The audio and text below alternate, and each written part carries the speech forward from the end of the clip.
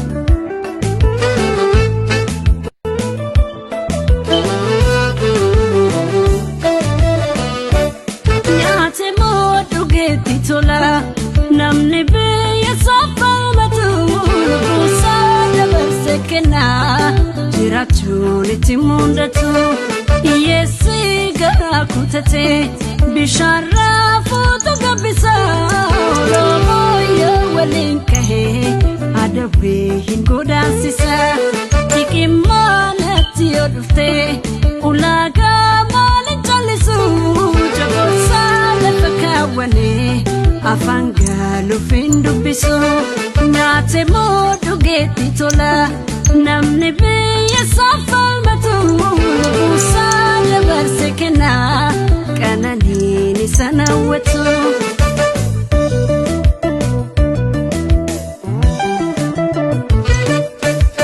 annooleef jalagoo eenyuuti ranfataa dhinnaabbootii keenya gumaa safiyyata karaa irratti lubu dhiigni barattoota Oromoo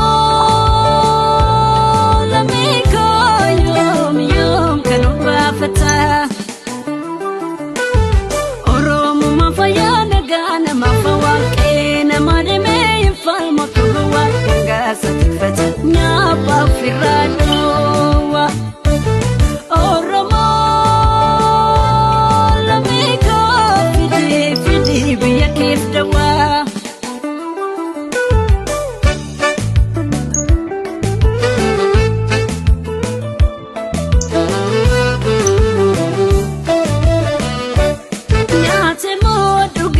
tola namni biyya saafalmatu buusaa dabarse kennaa jiraachuun itti mul'atu hiyyeessi garaa kutatee bishaan raafuutu gabbisa Oromoo yoo waliin kahee adabbii hin godaansisa tiqimmaa natti yoo dhuftee ulaagaa maalin callisu jaboosaa lafa kaawwanee afaan gaaluuf hin dubbisu nyaate moo dhugeetti tola namni biyya saafalmatu buusaa dabarse kennaa qananiin isa nawwatu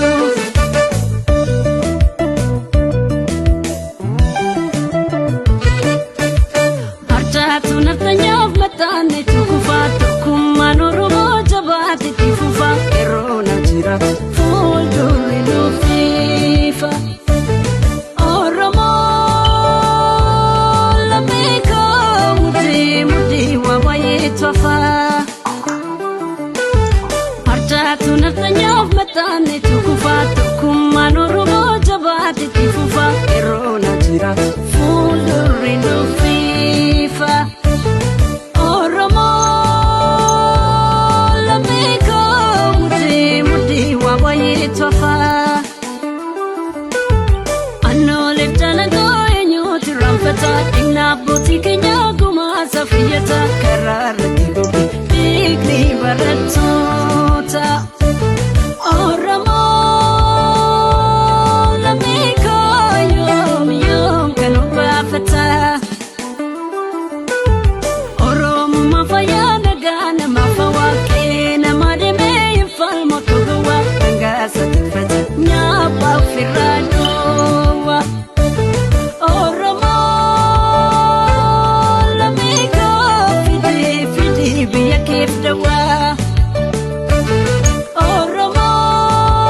Oromoo Yoyyaa akkam jirtu keessummoota kiyya baga nagaan nu dhuftanii yeroo keessan guddannee si dhiyaatanii uummata keenyaaf hubannoo uumuu keessanii fi ulfaadhaa wayyamaa isiniin jedha. Baay'ee galatu.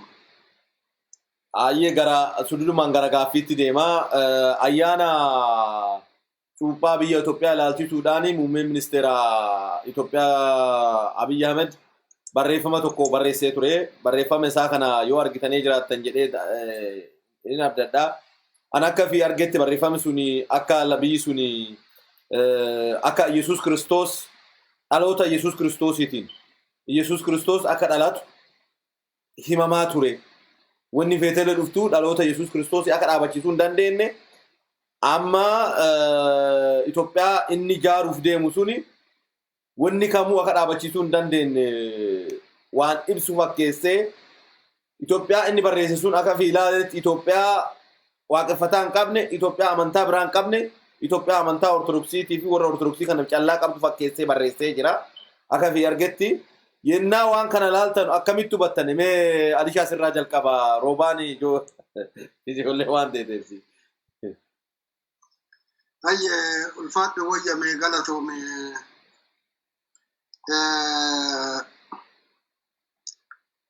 Amma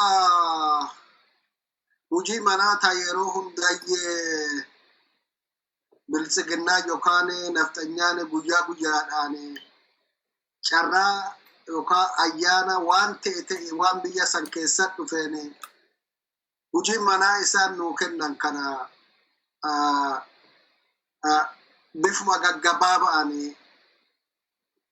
akka nu fakkaattuun deebii gaggabaabaa takka kennuufi nu barbaachisa. Keessa hordinee shorfinee wanni nuti keessa barbaannu hin jirtu. Maaliif yoo onaan jettane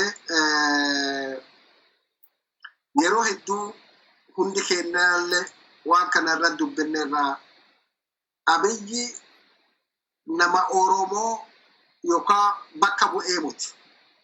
Yookaan nama guutuu Itoophiyaa bakka bu'ee muti.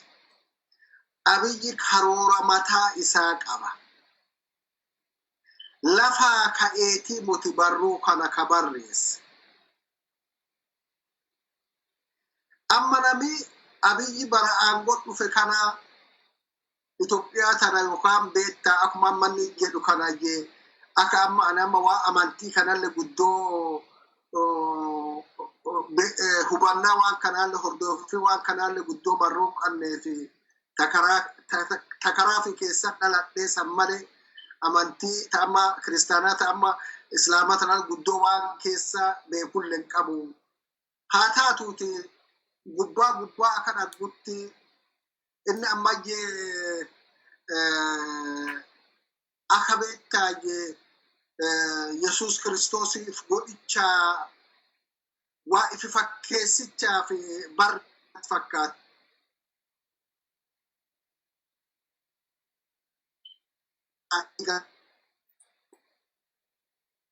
Hello, Alisha. Nagama.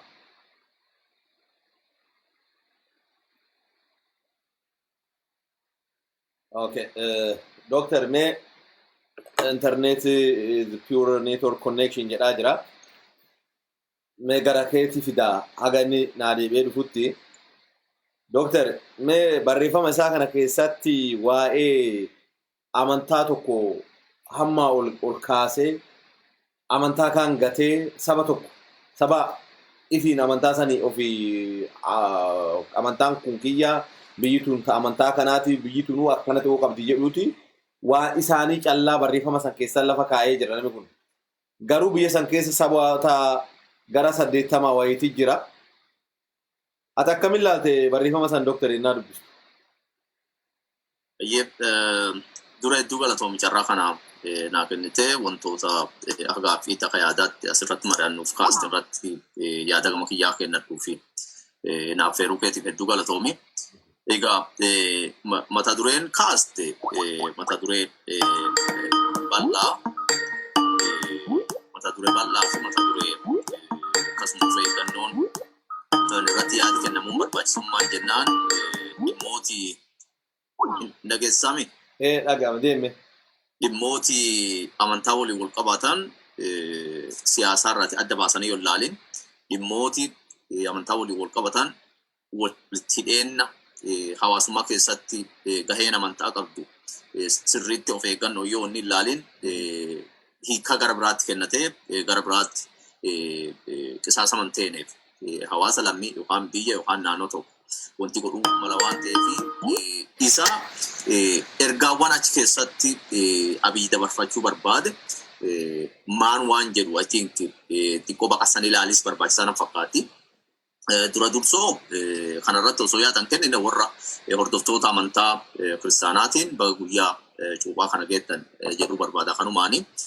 Sarratti aansee akkaataan expectationiin jiru normiin jiru mootummaan biyya tokkoo ayyaanota gurguddoo hawaasaa kanaa kanarratti iventoota gurguddoo akkasii kanarratti ergaa dabarfachuun waanuma jiru gama garaagaraatiin gama TVtiin ta'uu danda'a gama itti fayyadama marsaalee hawaasaatiin ta'uu danda'a.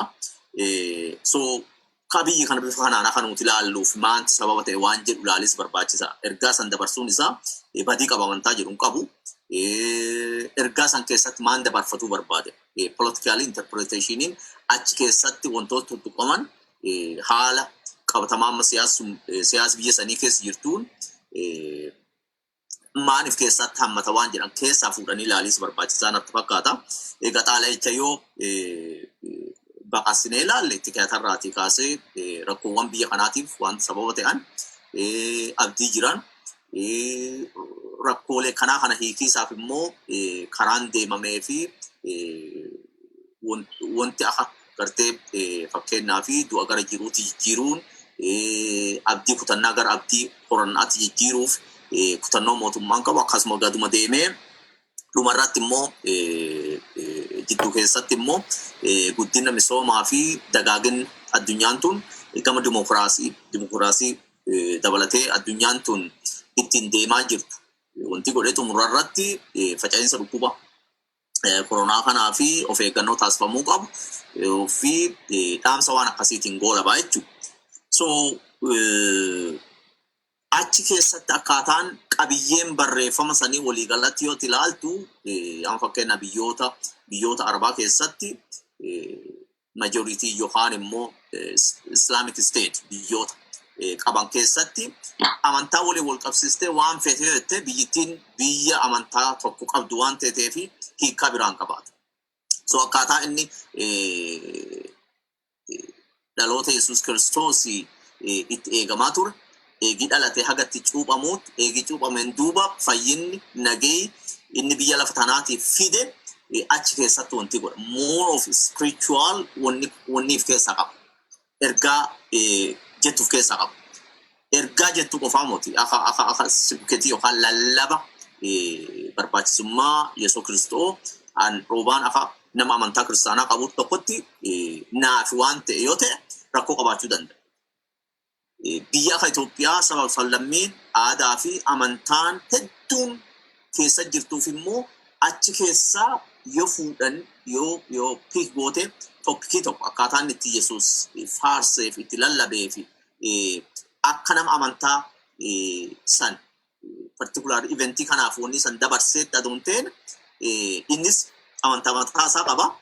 Amma immoo qaamni beekumtii isaa kennu jiraachuu jiraatus akka bulchaa biyya saniitti amantoota hunda ila tokko ilaalee akkaataa sanitti ergaa ayyaana san qofa dabarsuun osoo jiraatu waan more of lallaba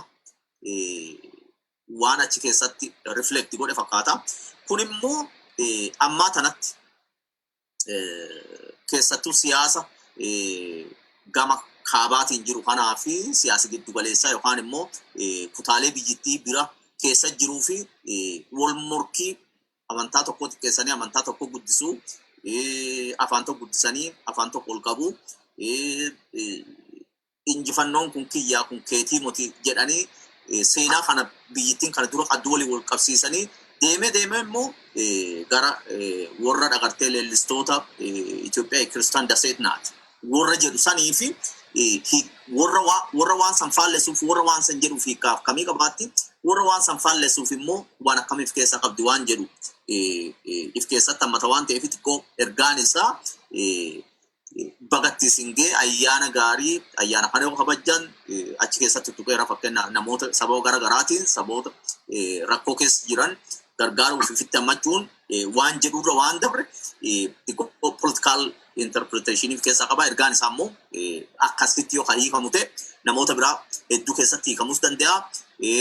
San qofaa moti ergaa inni dabarsuu qofaa moti akkaataa ayyaana kanaaf xiyyeeffannaan kenname gara duuba deebisnee ayyaana masqalaatii fi irreechaa fa'aa ayyaanota hordoftoota amantaa musliimaa kanneen biroo waliin haala qisaasama siyaasa biyyattii gaaga'ama siyaasa biyyattii keessa jirtuu fi faca'insa dhukkuba koronaa waliin wal qabsiichuu ati ilaaltu amantoota biraa yookaan hordoftoota amantoota biraa waliin wal qixa tiriiti waan godhame waan hin fakkaanneef tariitii ergaan isaa akka biraatti of fudhatame gaagama siyaasa amma jiru kana daraan gara waan biraatti deebisuu danda'a wanti jedhu irraa hubadha. Mee ulfaadhu wayyam adisha gaafummaan gafaasanii ati maal irraa hubatta namni kun biyyi sun biyya amantaa tokkooti miti sila akka nama tokkootti warra amantaa maraafuu gaafa dabarsu waan amantaa tokko biyya san fakkeessee dhiyeessuun isaa akkamiin ilaalta waan kana waan roobaan kaasee dhageette gaariidha garuu waan keessatti akka biyyi sun biyya amantaa warra akka warri sirna naftanyaa leellisanu jedhan san waan san fakkeessee Itoophiyaa የክርስቲያን ደሴት warri jedhan ka waan kana fakkeessee ibsatee jira warra amantaa islaamaa ta'an warra amantaa protestaantiyyuu hin laallatu akka inni itti deemetti warra ortodoksii ala biyya sannan biraa kan jirre fakkeessee fakkaata akkamiin ilaaltame adisha itti fufatina. Hayyaate sagantaan kun irraatti cite irraa ka'ee waasan dubbatichaaf amma yaadayyee Dr. Roobaan dubbate dhaga'eera yaadi sun akkuma yaaduma wal fakkaataa qannaa suumaa dhiban qabu waan gaariidha ammoo waan yaada san fakkaataa irratti wanni yookaan itti dabaluu danda'u annami kuni Dr. Abiyyi yookaan Koloneel Abiyyi biyya san keessatti akkaataatti dhufe qaba seenaa akkatti dhufe gubbaa gaditti dhufe qaba dhugaadhaan akka inni sadarkaa biyya san hoogganuutti dhufe akkam jedhee gubbaa gadi ilaala kaayoo isaa qaba kaayoo inni qabu biyya hoogganicha biyyi sun biyya saba hedduuf keessaa qaddu biyya amantii hedduuf keessaa qaddu inni akka durumaanuu jedhe sabboonummaan diqqaachuu jedheera kanaan duraayyee gaafa waan Oromoo kaafu sabboonummaan diqqaachuu jedheera inni akka taargeettii godhatee ka itti haasawaa jiru amantii inni nama amantii bakka bu'e tokko muti nama biyya bakka bu'e fakkeenyaa bu'eellee jiraatillee humnallee hin qabatillee haa taatuuti yoo dubbii isaarraa teennee ilaallu barruu isaarraa teennee hubannu namayyee amantaa gama tokko gula duufe yookaan beektaa nama amantaa tokko geggeessu fakkaata qabata isaarraa ka'ee. Kanaafi biyyi suni biyya saba murtaawaadhaan amantii murtaawaa tokko keessatti nama taphachiisu fakkaata. Malee amantii biyya san keessa jirtu ta garaa garaa isaa hundaaf hoogganaa yookaan bulchaa fakkeesseellee gaditti hin baane jechuudha. Nami kun jalqabumaayyuu kaasee bakka gafa narraa citteerraa yoo kaa'ee jedhee gaafa aangoo tana asi dhufu fuula dura yoo ati agartuu waan qabsoon qeerroo Oromoo sochii gooteen asi gara aangoo Oromoo bakka bu'ee asi dhufe fakkaata. Ammoo sanii muti akkuma haasawa isaarraa jedhe ijjeesuun muamuudha. Ani fi Dr. Biraanuu Naggaa walii jeennee homaa biyya sanii faayidaa finnu garuu yoo walii galle wahu jannaa jedhe. Kaayoo isaa nama sarara hundoofteetti gaafsanu. Kaayoo isaa ummata biyya san keessaa Oromoo ta'e saba biraallee ta'e kamana hidhaatii bayan. Nama tokko odoon dabalatin andargaachoo xiqqee callaa qajeela akka mana hidhaati baay'ee odoo mirgaa bitaan godhi biiroo isaatti dhufeessa dubbise. Karoora fagoo kan nuti dhagarre ka harka isa kaayanit jira ka walitti qabanut jira amma wanni suni suutuma suutaan biyyi suni biyya Oromoo keessa itti agartu amantii biyya Sumaalee achi keessa itti agartu amantii fiiti biyya Sidaamoon Walaayittaan Tigreen hundi saba kan fidhagu odoon ta'ini barruunni barreesseefi wanni guyyaa ayyaana kaleessa ximqataa ka jedhasu irra lafarra mul'achaa ture waa inni hujachaa jiru waa ifa godhaa tokko jechuu gaafa irrechi kabajamu guyyaa irrecha abbaa irrechaa namootatti waasa itti hoogganan achi ari'ee feekii namoota waasa jibbanu aadaa san xureessanuun haga diqqaa sanuu warra achi baysa bullukkootti uffisee warra aadaa san xureessu achi fide kakanaa ximqataa kuni nama callaa odoon ta'in lattille alaabaa Minilikii uffattee gadi baate jechuudha. Nami alaabaa biyya tana akka seeraati heeraa bakka bu'utti alaabaa isa odoon qabatin alaabaa waasa faalleessu lumbuttii qabatanii gadi ba'an jechuudha. Kana nami wanni kun akkam jedhee gaafatelle hin jiru. Gaafa irrechaa ilmaan Oromoo aadaa wayaa Oromoo uffattee gadi baate jedhanii alaabaa Oromoo fakkaatu waa Oromoo bakka bu'aa qabatan jedhanii gadi bahanii waa isaanirra dhaqqabe waa hundi kenna beenu. Wayaa aadaa Oromoo ka uffatan akka fooqirraa dubartii ijoolleen durbaa darbaraamtee du'a jirtu kan dhageenye. Ammoo nami kun ergaa inni lafa santi erga gadi jiru. Amaarammaa yookaan beektaa wanna seera nafxeenyaa ka ture kaan firii Miniliki fidee lafa Oromootiif ummata kibbaa kanarra facaase. Ka biqiltee midhaan baasuu dadhabde. Fireen biyya keessa awwaalamtee hatte sani har'a bishaa itti naqee firee san biqilchiise lattuu san biqilchiise firee jijjiiradha jedhee fichaa gaafa duraa ka Miniliki yookaan oorruu Miniliki itti facaase keessaa firee ol biqiluu diddee har'a fichaa san bishaa itti naqee firee san keessaa ol baasa jedhee har'a irra hojjechaa jira jechuudha koloneel Abiy. Waan dhokaata qabaatii muti. Dur Oromoo gana jenna. Har'a amantii biyya san keessa jirtu ka saba hundaatuu waan ganee biyya sanii amantii ortodoksii akkatti uffisichaa deemaa jiru. Biyyi sun biyya Oromoo yookaan biyya Sumaalee yookaan biyya Sidaamoo odoon ta'in biyya Amaaraa akkasiin taasisichaa irraa hojjechaa jiru waan dirree gubbaa baay'ee deemaa takka agarsiisaa jira.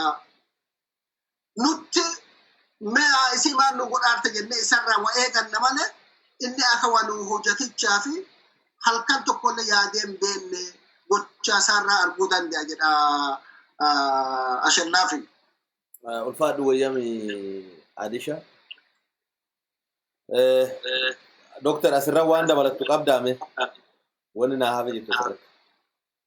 Yoo maan qabu asirra I think waan walii galaa silaa jechuun barbaachisu akkaataa namittiin hubatee danda'uu fi akkaataa hiikaan isiin gama siyaasaatiif jallisa hiikaan isiin qabaachuu dandeettu obbo Adoolaan sirrii kaaseera jalqaba waan gama kiyyaan mul'atu immoo kaasee jira. Ulfaadhu wayyami actually silaa biyyi sun biyya sabaaf sablammiiti akka nama biyya sanii humnallee ta'e maalillee eegatee akka nama biyya hoogganuutti silaa waan amantaa cufaan turre godhee warra amantaa sanii akka isaan gammadan callaa sun ta'in amantaa biraatti osoo hin buune waan akkasii ibsuu malee ture kun gocha akkasii kana karoora isaan qabanu waan karoorri isaa maal akka ta'e waan mul'ise ibsee na fakkaata natti ulfaadhaa wayyama mee gara gaafii kiyya lamaffaatti darba Dooktar Oroo Amaaraa jedhanii gara naannoo Amaaraatti imalanii turanii hooggantooti biltsiginnaa naannoo Oromiyaa. Gaafa deemanii Oroo Amaaraa kana namni hoogganee deeme keessaa tokko Alamuu Simee namni jedhamu achi keessa ture. Alamuu Simee kana Dooktar Alamuu Simee jedhanii warri naannoo Amaaraa eegdota isaa asii deemsise eegdota kee jedhaniini irraa ari'anii eegdotaan ala gara galmaatti akka deemu godhame. Eegdoti kun kan naannoo Oromiyaatii miti kan federaalaati jennaan kan addee feetellee dhuftuuti. Naannoon kun naannoo Amaaraa keessa abbaan fedhaa akka fedhetti asii achi burraaqee katti wanni jedhu hin taane kun naannoo keessanii miti jedhaniini. Akkasiin waan deeme argitee jirta. Boombiinis galma isaanii waltajjiitti qopheeffatanitti warri naannoo Amaaraatti hin argamne tokkoffaa boombiin itti darbatamee siree isaan qabatamanii gara sireellee deemnaa boombii achillee darbatamee akkasiin qaanonni deebane. Isa kanarraa maal argite? Oroo Amaaraan kun ka gaafa kana lammaa fi gadduun TPLF ifirraa dhiibna jedhaa taphatanii Oromoo gowwoomsu taphatan kaanii ammallee ummata Oromoo gowwoomsina jedhanii deemaa jiran fakkaatti anaa fi ati akkamiin ilaalta Dooktar mee waan kana? Hedduu galatoome tarii odeeffannoo guutuu ati akka nama miidiyaatti qabdu qabaachuu dhabuu mala garuu waan walii galaa irratti waan gaggabaabduu fi waan natti mul'atu jedhu yaala. Waan Oromaaraa waliin wal qabatu kana bakka lama gurguddaatti baqassanii ilaaluun barbaachisaa jedhee amana. Kaduraa gaafa Oromaaraan tun gaafa hundeeffamtu akkamii hundeeffamte eenyu fa'aan hundeeffamte hundeeffama isaaniitiif hundeeffama waan kanaatiif yookaan immoo walitti dhufeenya gurmuu tanaatiif wanni warramaan ture ka'umsa warramaan ture waan jedhu laalis hedduu barbaachisaa.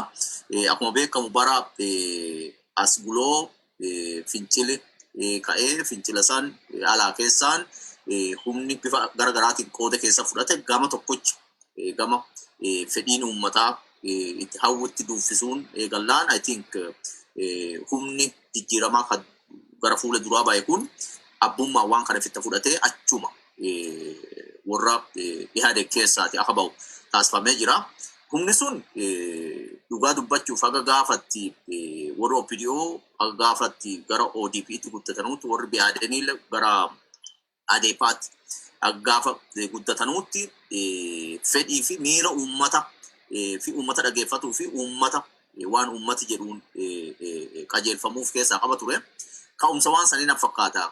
Kana dura diinni guddaan uummata gurguddaa kana lamaan saba gurguddaa kana lamaan walitti buusuun bu'aa fi keessaa buufata ture. Kanaafuu garaagarummaa seenaa aadaa afaaniitii fi hoggansa biyya kanaa keessatti sabni kun gurguddaan kun lamaan rakkoo isaan jidduu jiru walta dhufeenya mala mariin hariiroo hawaasummaa cimaa uumachuun yoo walitti dhufe hegeree biyya tanaa abdii itti horaa rakkoowwan kana dura bifa saba fallamniitiin saboota bu'uura godhattee kaatuuf fala guddaa ta'e akka fakkeenyummaatti taphachuu qabna. Pirinsipilii hedduurraatii ka'ina fakkaata. Gaafsan bulchiinsa mootummaa naannoo Amaaraa ka hoggan obbo Gadduu Andargaachoo ture. As gara Oromiyaallee deebin Dr. Lammaa Magarsaa ture. So achi jalatti immoo humni akka Abiyyi Kunfaa gara Amaaraallee deebiche humni akka ka amma lubbuun hin jirre Dr. Ambaachoo fa'aa Laaqoo Ayyaaloo Kunfaa Nugusuutti Launfaa dabalatee gama kanaa yoo deebiste immoo Addisuu Araggaa fa'aa namooti bira Abiyyis dabalatee jechuudha. Achi keessatti amma wanni godhan turanii gaafa san I think miiru uummata keessa jiruun dargaggeessa abbootii amantaa abbootii gadaa keessa jirullee dhuguma waan dhugaa irratti hundaa'ee rakkoon biyya kanaa maal ture. Amma immoo rakkoo tanaa fi sabni gurguddaan kun walitti dhufiis hayyoota saba kanaa walitti dhufiis hoggansi saba kanaa gurguddaan naannolee kana lamaan bulchaa walitti dhufiis egeree biyya kanaa abdiitti horuu danda'a waan jedhu irraatii kana. I think marsaan isa lammataa amboo geggeeffame naaf fakkaatu ta'uu barbaada. yaa sirri gaafuma amboo geggeeffamuyyuu ciicuu guddaaf keessaa qaba ture. Gama Amaaraallee as gama Oromiyaallee rakkoo guddaaf keessaa qaba ture. Shakkii guddaatu jira ture. Shakkiin sun immoo osoo warri achi deemu hin ta'u Dr. Ambaachoo hedduu chaalenjii godhaa turanii akkaataan ittiin waan gama Oromiyaa kana wanti godhe aktivistooti gama Amaaraatiin jira hedduu chaalenjii godhaa turanii sun otoo san hin jiru yoo dogongorna sirreessuu dandeettanii barreeffame gama mootummaa naannoo Oromiyaatiin dhiyaate I think obbo Addisuu Araggaatti beessa fakkaata keessattuu waa aanolee waliin wal qabsiisu waliin wal qabatee barreeffame kan Oromiyaa keessattuu godinaalee Arsii Lixaa Gujii Boorana godinaalee Gujii Booranaa fi godina Harargeetiif kutaalee garaagaraa keessatti mufii guddaa kaasee ture. Mufii guddaa kaasee diqqaatte aga marsaa afuriin qaba. Barreeffamaan miidiyaan gadi bahee Addisuu Araggaa dhiifama kan gaafatu beeksisee ture jechuudha. So jalqabarraati kaasne odoo bakka amma geenne kanaan hin gahin osoo adeepaan gara bilisiginnaa ODP'n gara bilisiginnaa hin jijjiiramin wal shakkiin ture. Wal shakkii kanaaf ka'umsa isaa beekis hubatiis akka malee barbaachisa. Ana amanutti fedhii hoggansa kanaa tiin ka'umsi haa jiraatu mal there's no principle. Principleen waan kana walitti hidhanii fundamentally rakkoolee jiran kana qo'atanii soranii baasanii rakkoo kana falatti barbaaduuf immoo hayyoota gama lamaanii jiru. Seenaa dabe kana jallisuu waan dabre irratti waa irra walii galanii waan irratti waliin galle irratti akka irratti waliin galanii chaapterii isaa cufanii hegeree biyya kanaa gara fuulduraa deemsisuu irratti wanni haasa'am wali dubbatamallee hin jiru. Akkanumatti miirumaan kakka'anii waan kana godhuun waan asii achiin kakka'aa ture kana ofirraa qabbaneessuu irraati waan dabre pirinsipilii wanni kun irratti hundoofte hin jiru tokko.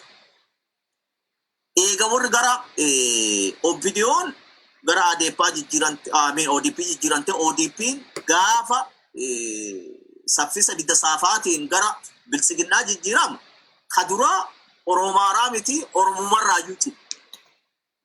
Okay? Oromaaraan achiinuu achi dhiifamu. Gama adeepaan akkasuma.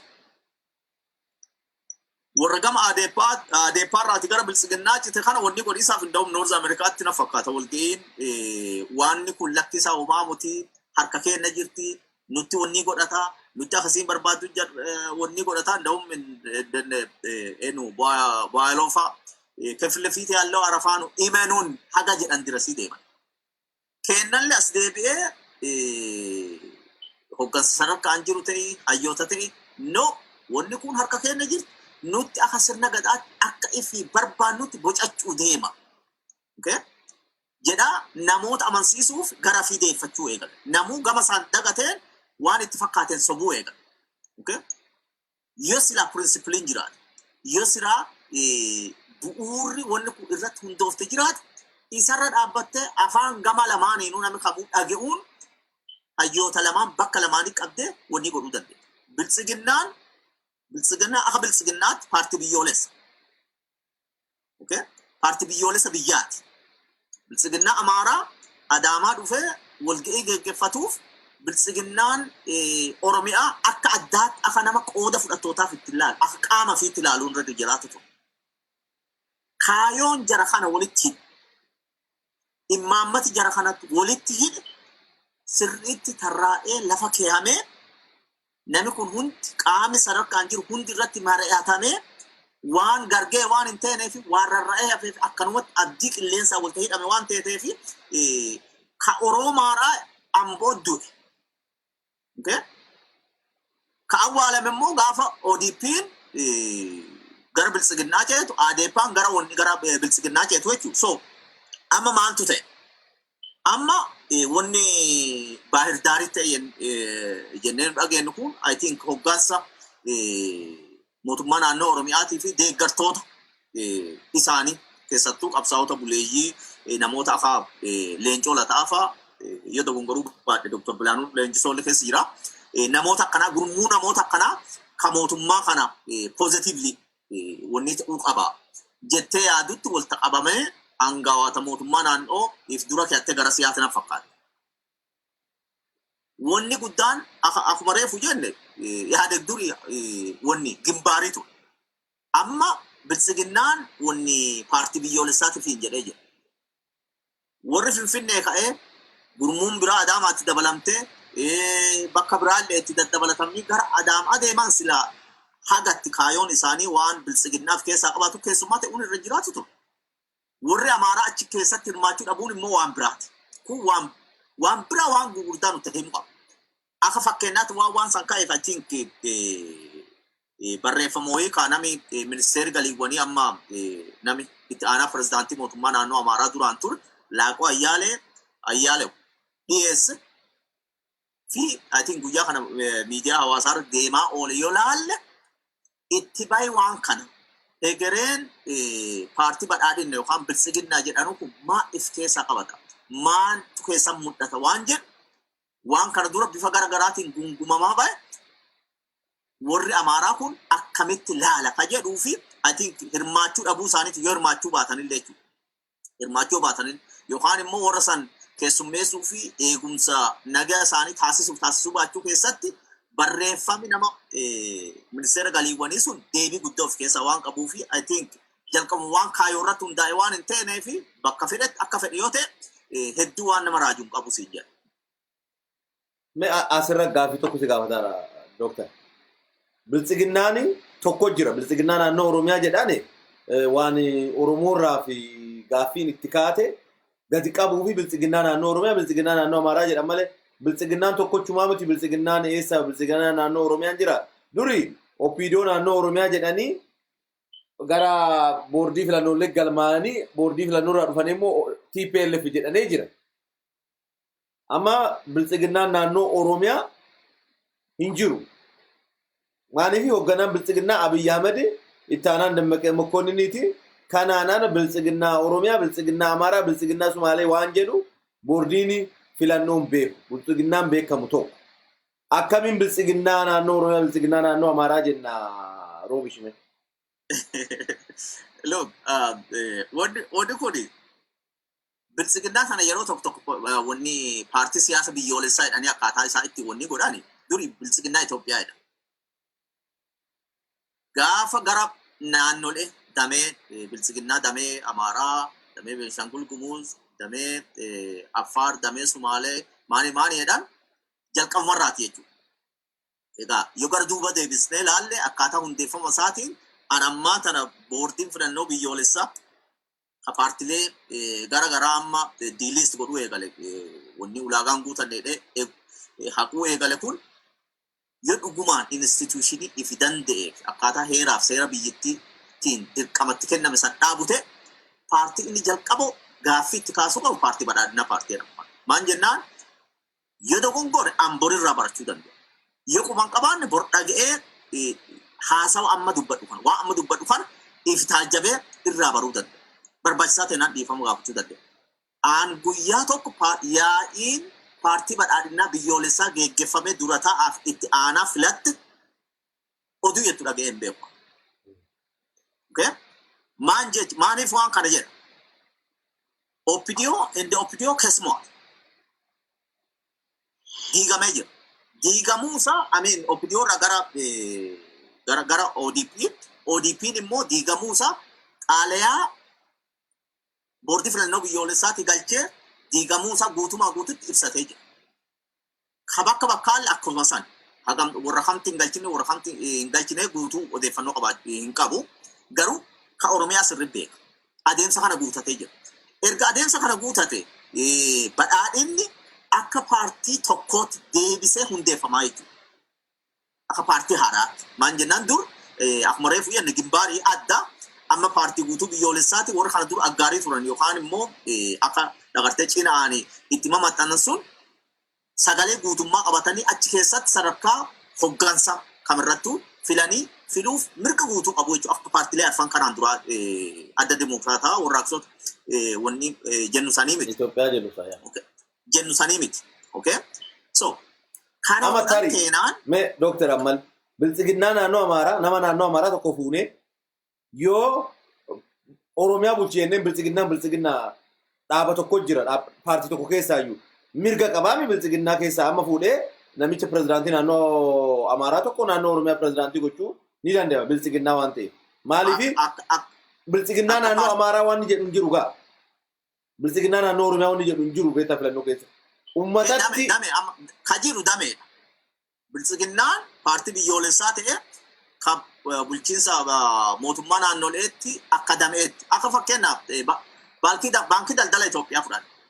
Baankiin daldala Itoophiyaa baankii takkattii biyyoolessaati garuu biraanchii naannolee magaalota kutaalee magaalotaa akkuma baay'inaa fi bal'ina magaalaatii fi sochii dinagdee waliin wanni godhataa jiru. Akkuma san jechuudha. Wanni kun siyaasaa ta'e kun wanni damee kenniinsa tajaajila hawaasummaa haa ta'uuti mal. So kanaaf gara wanni keetiitti si deebiisaa ta'e wanni badhaadhina waliin wal qabatu mataa duree waan san irratti haasawaa hin jirre waan ta'eef waa hedduu waan qulqullaa'uu qabu waa ifoomuu qabu waan nami keessa deemee hin finne hedduuf keessaa qaba. Waan nami keessa deemee fixuu hin dandeenye hedduuf keessaa qaba waan ta'eef gabaabumatti wanni Oromaaraa waliin wal qabatu gara gaaffii ta'eetiif deebiisaaf kana fakkaataa siin jedha. Eshi ulfaadhu yaa mee ati shaalaal jarri biltsiginnaa dhaabi biltsiginnaa zasol wanni waan biraa finnee biltsiginnaa naannoo Oromiyaa amma dameen kunis abbaa feete baankii kamirrattuu akkuma roobaan fakkeenya baankii roobaan jedhe fudhadha. Ana baankii hoogganaa baankii Itoophiyaa innaa ta'adhe fuutee naannoo Amaaraa nageessuu dandeenya. Fuutee naannoo Sumaalee nageessuu dandeenya. Bakka feete nageessuu dandeenya. Ati hoogganaan gubbaa teettee jechuudha.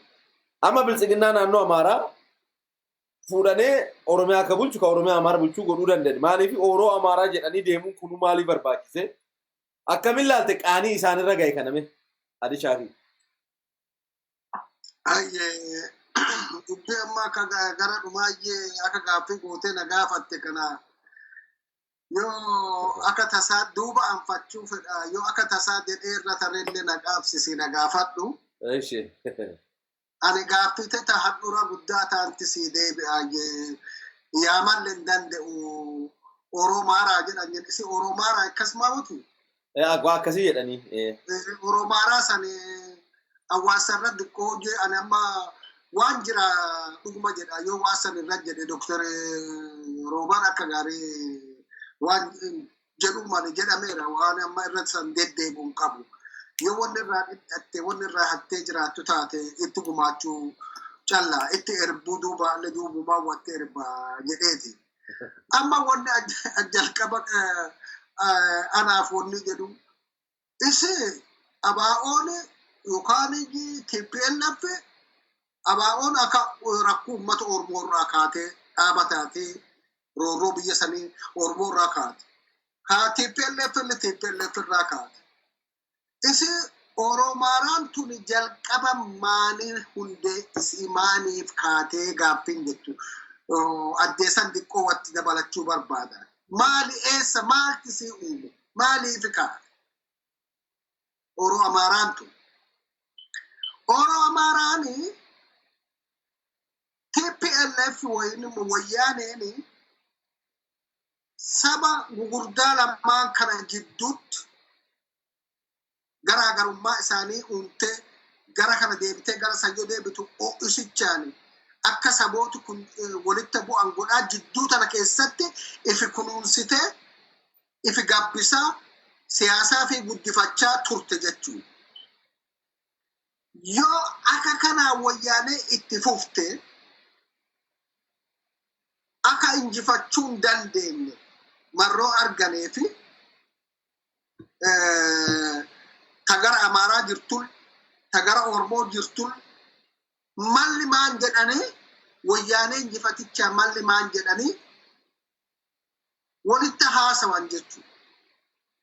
Warri walitti haasawu kuni diina waloo qaban malee kaayoo waloo qaban. Duddaa gara. Wanni dhaabbata Amaaraatii fi dhaabbata Oromoo bakki isaa itti qabxii isaa itti walii biyya sanirra walitti galan takka hin jiru. Yoon jirtee dhalee namni sirreesse kana jedhee tuqaa kana naa fide hin fudhan. Ana ammoo akka fiitti ilaalutti waan lamaan wal faalleessa. Diina wal oosan mo'achuudhaaf yeroodhaaf walitti dhufanii maqaa Oromaaraa jedha kana walitti baasan jette yeroodhaaf waan yeroon nami kaayoo walitti hin qabaanne nami kaayoo isaanii gargar fagoo wanni isaa irra qiyyeeffatane diina fi tokkocha san calle. Kanaafu diina isaanii katti qiyyeeffatasanii gaafa mo'atanu wanni kun bakka santi dhaabatante amma diina kenna mo'anne maarra walii gallare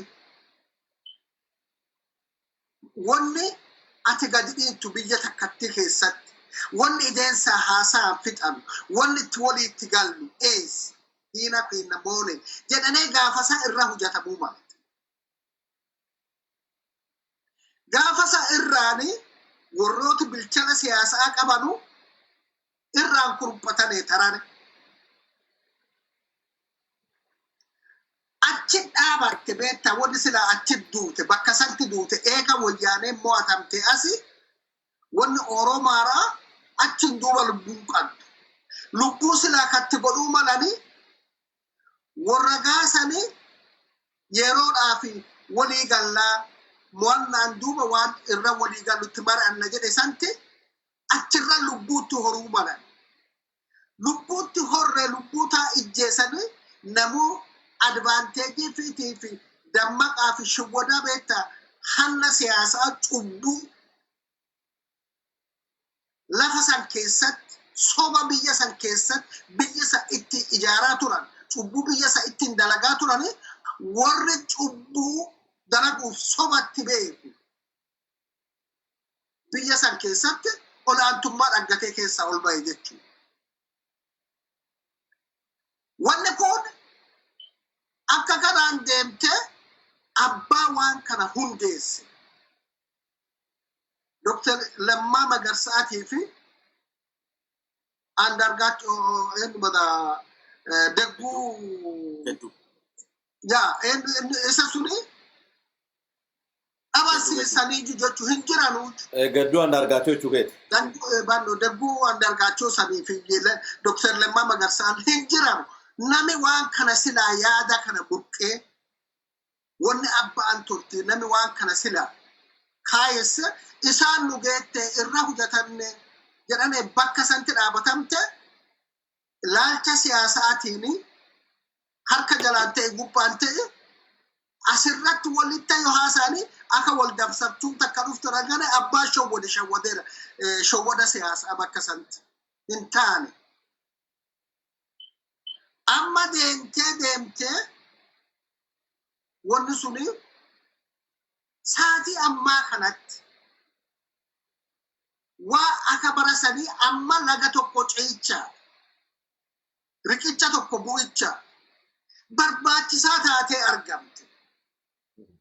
Waa amma hudhee isaan qabeeraatti jira saatii amma.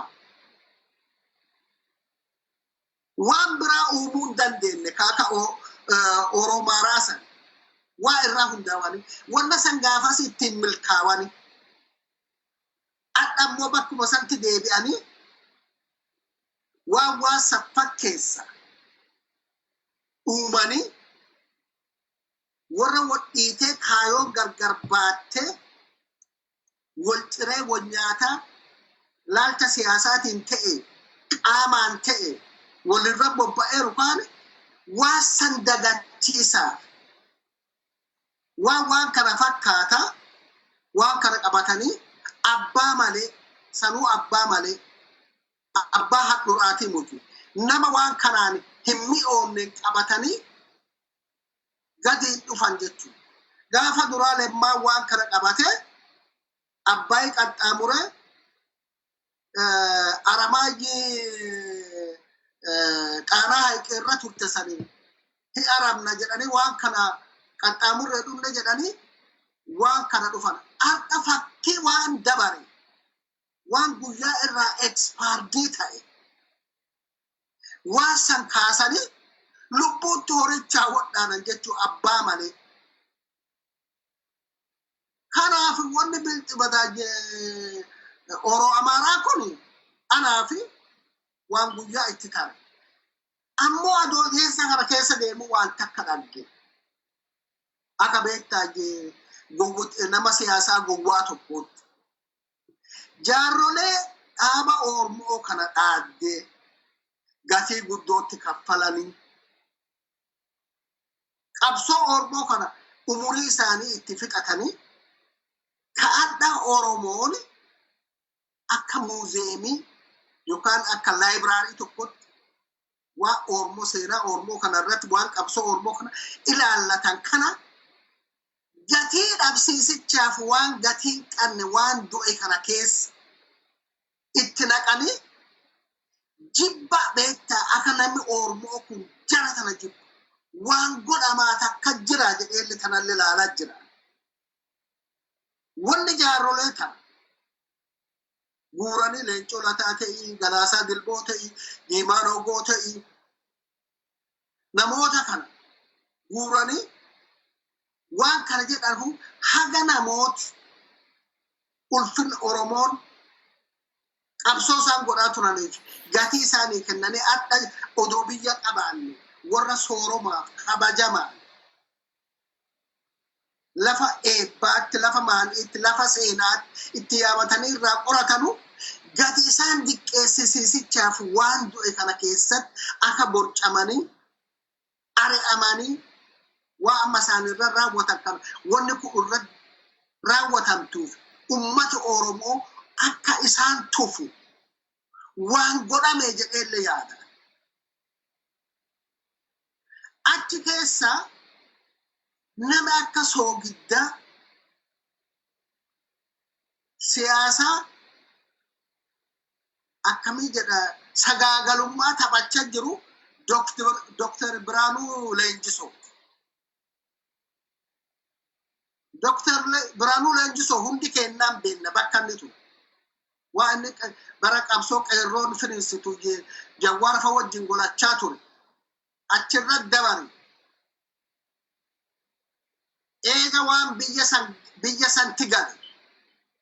Haga wanni jireenyi ulfaa isa mo'ate wal dhagarreerra waa inni godhaa ture Ramadaana hoteela Booleetti akkanni waan kana qaabatu barbaada insi namni sun eenyu jedhee nama jiruu ulfaa rakasummaa adda huyyataa jirutti jaarrolee seenaa qabdu xureessicha dabaa fi cubbuu habashaan biyya san keessa gadhaabaa turte jaarrolee seenaa qabdu seenaa mala akkasiin duutu godhichaa deemaa jira.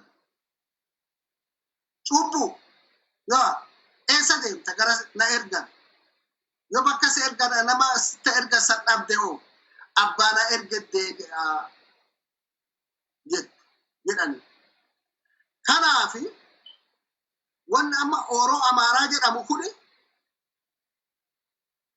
waan boombiitti darbachuun kun diqqeessisuun kun wanni waan karooraan hin ta'in waan nama balleessichaa waan godhamichaa gaddeeman kana callaa miti waan abbootii teenne tagadaa irratti saatii amma gara Tigraayitti gargaarsa geessitanii maaliif qeesota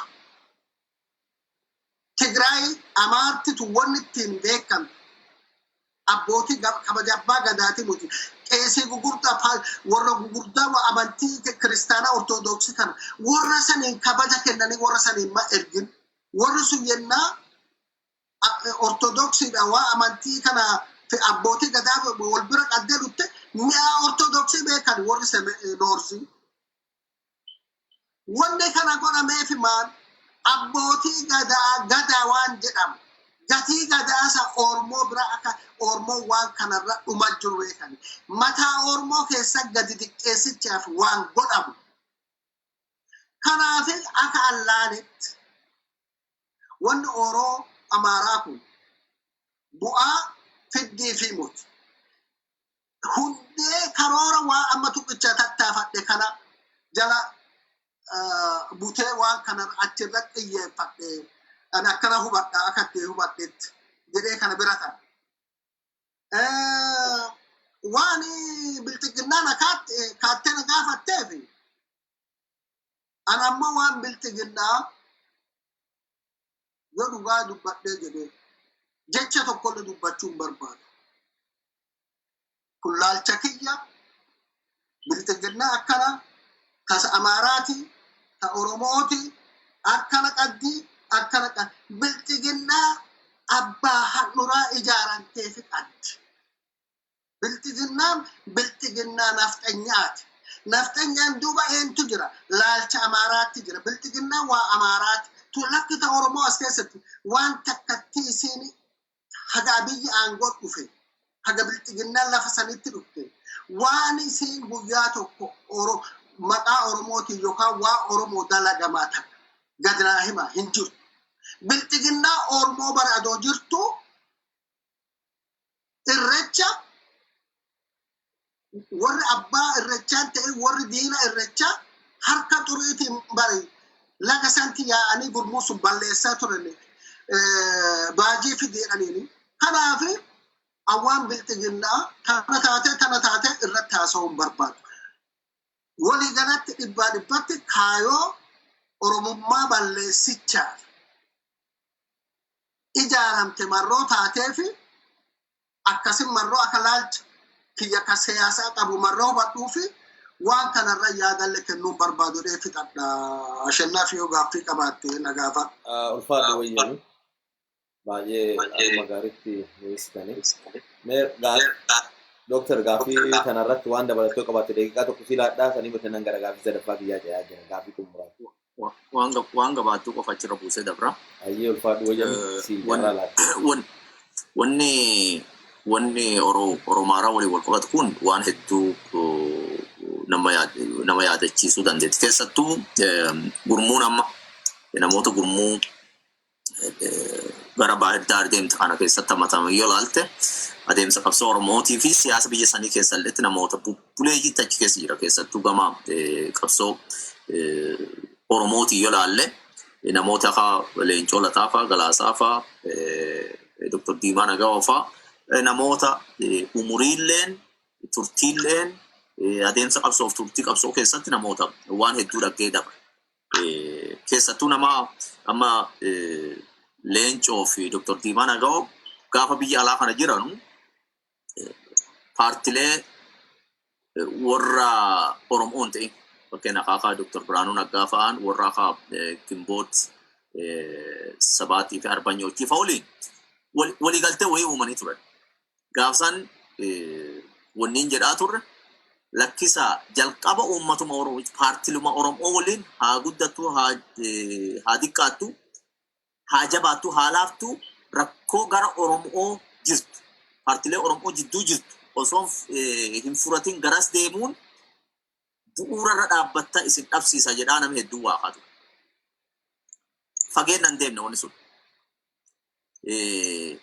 Wanni Oromaaraa waliin wal qabatullee jechi Oromaaraa yookaan immoo saba Oromootiif saba Amaaraa kana walta fiduuf walta hidhuu fi rakkoo diina waliin qaban san injifatanii achi booda rakkoo biyyattii tanaa akka ittiin furanuuf akka riqichaatti itti dhimma ba'uullee ta'eeti kaayoo qabaachuu qabdi obbo Adoola sirrii kaasee jira. Kanaaf namooti kun dhugumaan siyaasi biyya kanaa quuqee ilma Oromoo tokko biyya kana hoogganaa jira. Siyaasi kun akkan teenetti akka harkaan banne ni utubna bira dhaabbanan genuinely yoo kasocho'aa jiraatanullee ta'e positively fudhannee jechuudha. Yoo kasocho'aa jiraatanullee ta'e jalqaba hojii manaa guddaan isaan hojjechuu qaban hojii manaa siyaasa Oromoo keessa jiruu fi rakkoowwan siyaasaa fi diinagdee hawaasa Oromoo har'a kutaalee gara garaa keessatti mudatu ta'uu qaba.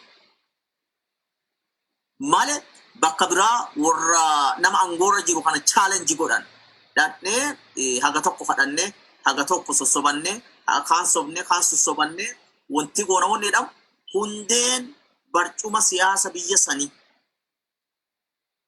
saba Oromooti abbaan fedhe Oromoo jibbee achi firraa qabuu danda'a as qabuu danda'a haga Oromiyaa keessa waan jiru ibidda jiru firraan dhaanfinitti haga sochii siyaasa Oromoo keessa naannoo Oromiyaa keessa jiru fisanaan wal qabatu akeekaan karaan qabsiisinitti ibiddi amma qabate kun eenyullee naa qabatu eenyu nama teessuma bulchiinsa biyya saniirra jiru boqonnaa kennuuf hin deemu. Kanaaf warri kun yoo dhugumaan quuqamanii itti dhage'amte waan kana goona akkaataa warri paartileen biltsiginnaan damee tana lamaanii akka isaa ittiin deemu jiran kun deemee gaagama siyaasa biyya keessatti muudame kana geesse gara waan biraatti deemsisuu malaayyoo sodaa isaanii kateetu teete rakkoon guddoon rakkoo biltsiginnaan Oromiyaa uummata Oromoo waliin qabduuf jaarmiyaalee siyaasa Oromoo waliin qabdu waan ta'eef sanirratti otoo xiyyeeffatanii waan jedhu gabaabduu qofatti dabaluu barbaada galatoo. Ulfaadhu wayyamii gaaffii xumuraas hin gaafadha. Mee filannoo marsaa jaaffaa biyya Itoophiyaa keessatti deema jedhamee yaadama kana akkamiin laaltu? Yoo filannoon kun ni adeemama jedhamee dhuguma filannoo dhugaa deemsisuu barbaada moo warruma gargaarsa kennan akka Ameerikaa akka Awurooppaa birrii qabatan kana warra kana sobuuf filannoo fakkeessuu fi moo filannoo kana Abiyyi kaasnee Mustaafii bakka buufanna Abiyyi kaasnee akkasi goona waan jedhamee amma irra deemaa jiru kana tasgabbeessuu fi filannoo sobaa deemsisuu barbaada moo dhuguma filannoo dhugaa deemsisuu barbaadani? Adisha kanarraa wanaa jedhi naa xumur ulfaadhu wayya.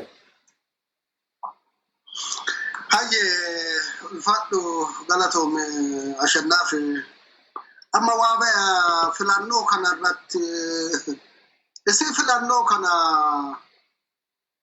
haga beekta dhalanne waan filannoo dhage'aa as geenne maqaa filannoo malee beekta wanni ummati ana bakka bu'a jedhee wanni nama gadi buufate hin jiru. Ammoo diqqoota durii sanirraa wanni adda ta'a. Filannoo amma filannoo jedhanii gaddeentu tun.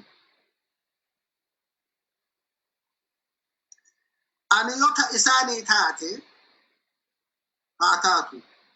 Ammoo filannoon tuni filannoo namoota silaa siyaasaadhaan wal madaalan odoo achi dhaqaniin dura wanni jadduun humna qaba. Biyya takka keessatti seeraa fi heera. Heerri biyya sanii kabajamee heera eenyutti heera eegaa eenyu heera tiksa. Dursamee filannoo kanaan dura wanni godhamuu malame hin jirtu. Dhugmaan wanni sun taateerti.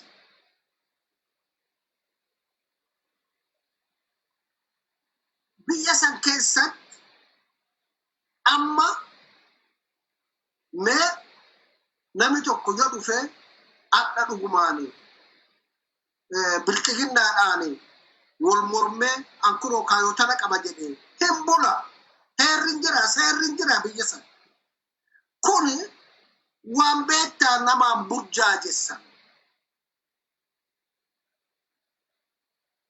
malee kaayoon filannoon mormitoota siyaasaa jajjaboo nama isaan chaaleenjii godhuu danda'u ka addunyaa tana biraalleetti laalcha gaarii qaqqaban bifa wanni Oromoo ka isaanirraa mul'attu if isaanii kaayoo Oromoo ta'ee namoota ati abdii Oromoo kaayoo qaban jettee ati irra amantaa qabdu mana hidhaatti guurame okkotee maanoo ifa okkotee keessa yoo okkotee keessa ifa isite beektaa ifi sun okkotee keessatti hafaman gadi ba'u akkasan guuranii mana hidhaatti achi ukkansanii ranjechu bare abdi raggasa eessatu nama bosona ture bare anin beeka personally marro beeku doctor mano colonel gammachu ayana eessatu eenno akate hundi kenna kabe kailentumma siyasa saati bilchalanni qab Jawar Muhammad ganna saati moti jabeen nisa haganni Oromof bakkalchate e mudhachaju bakkale garba juru isa keessa waa inni ta'atu mena moota kana mana hidhaatti buurani namooti isa fakkaatan caasumaan gadi gubba agadi yo gadi buutu yo gara zoonni de yo gara beetta ganda de tu gara maali de tu kana hunda yo gadi rattu warroota akka Jawar warroota akka Baqqala hijira warri su eessa jira hundi isaanii mana hidhaa jira amma kana moti lakki yo filmaata kana moti filmaat kun wonni godhamicha deemu maan namoota waan barbaachisa akkaataa biyyi sun itti sheeppaa'u qabdu akkaataa biyya san caccabsine ittiin binna ka jedhamu kaayoo biraanuu naggaati kaayoo Andargaachoo Tsiggee kayyi abiyyi ofi dura qabatanii ka ittiin nu reebaa jira waan Eertiriyaa irraa baratan biyya heeraa fi seerri hin jirre Eertiriyaa biyya filmaata wanni jedhan takka itti taateen beekte biyya addaa Itoophiyaa waliin mootummaa Itoophiyaa waliin qunnamtii qabdu eenyu yoo ati jette Eertiriyaa addunyaa kana keessaa nattee hin jiru taarabaa tana kan jedhe taarabaaji sababa Suudaanii kana biraa deemaa jiru nami President Isaayyaas Afwerqi wajji oole memaa irraa barata maa ite nami University Asmaraa Itoophiyaa keessa University lammaffaa turte gaafa Eertiraan hin fottoqin University jadduu University bareeda katu isee cufee milishaatti leenjisaa ture dabballeetti leenjifataa ture hegeree biyyaa nama biyya bilisa baasa jedhee warra waliin qabsaawaa ture jannoota meeqa kabee awwaan personaa hariyoota namoota Eertiraa kana qaburra ka'ee dubbachaa jira beektaa qajeela rasaasaan nama ijjeenna odoo fanniseen laggeesse homaayyuu moti badamaan wanni keessan naqee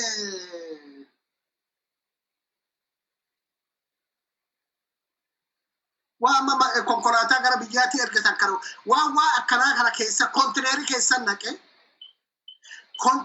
keessan naqee shuumoo godhee jaallawaa isaa nama fixe nama gaafan gaddaa wayyaanee leenjisee biyya Ormoorraatti biyya Itoophiyaa guutuurraa fedhe namas sanirraa adda deebi'ee nama riivenjii ka ta'e kan nama kanarraa maan marattee filmaati deebi diktaaterii Biraanuu Naggaa Andargaachoo Tsiggee aangoo isaanii oofishaalii godhanii mirkaneessichaa yoo wanni kun achi geette kanaaf awwaa filmaata jedhan kana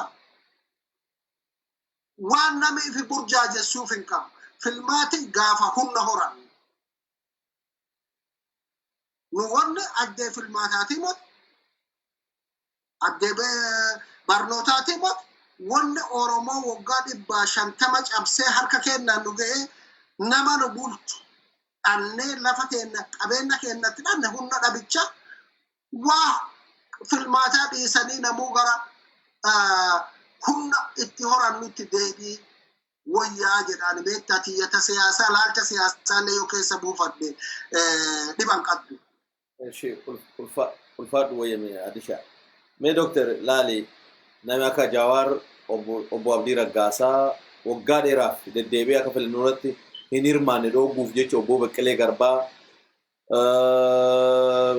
Dejenee Xaafaa amma tarii Koloneel Gammachuu fa'aa hooggantoota adda bilisummaa Oromoo ganda haga naannoo irraa Finfinnee irraa kaasanii hanga gandaatti jara mana dhaatti guuranii filannoo geessisnaa jedhanii filannoo Biraanuu Naggaatiif Abiyyi walta makamuuf geessan kana ummanni keenya dhuguma filannoo deema jedhee laaluu qaba moo akkam ta'uu qaba jetta dooktarii kana wanaa jedhiitiin haa xumurii ulfaadhu wayyame. Fayyaa ta'e dhimmi filannoo waliin kaa'u dhimma haala walxaxaa fi hedduu rakkisaa yoo ta'u silaa akka yaadametti gaafa gara boqonnaa jijjiiramaa kana seenutti boqonnaan guddaan abdii horatame san xumuratti godha jedhamee eegame filannoo biyyoolessaa ka uummanni qaama fi barbaade bilisaan sodaa tokko malee yaada isaatti ibsatee nama bakka na bu'a jedhu nama dhuunfaa ta'uu danda'a paartii ta'uu danda'a akka itti filatee adeemsa gartee fooyya'insa sirna dimokiraasii biyya sanitti katti yoo goomullee ta'uu baate piroogreesii isaa yookaan immoo deemsi isaa ka abdii dhalootaaf itti horu ta'e haa ta'uti osoo sadarkaa sanirra hin ga'iin wanni hedduun jidduutti uumame adeemsi sun akka salpheessu taasisuu isaa haala amma biyyittiin keessa jirtu waliigala ka'umsi rakkoo sanii Itoophiyaa yoo ta'e illee gaaga'amni ammaan tana gaanfa Afrikaa keessa jiru waan keessa jirru fi agarsiistuu gaarii ta'a. Waan gama filannoon tokko geggeeffamuu dura maan guutachuu qaba. Waan gama seeraatii dirreen dorgommii siyaasaa, dorgomtoota siyaasaa, qaamota siyaasaa hundaaf walqixa ta'ee heeraaf seerittiin dorgoman sagantaa siyaasaa isaanii imaammata qaban deeggartootaa fi namoota isaan mormaniifis kaataa isaan ittiin silaa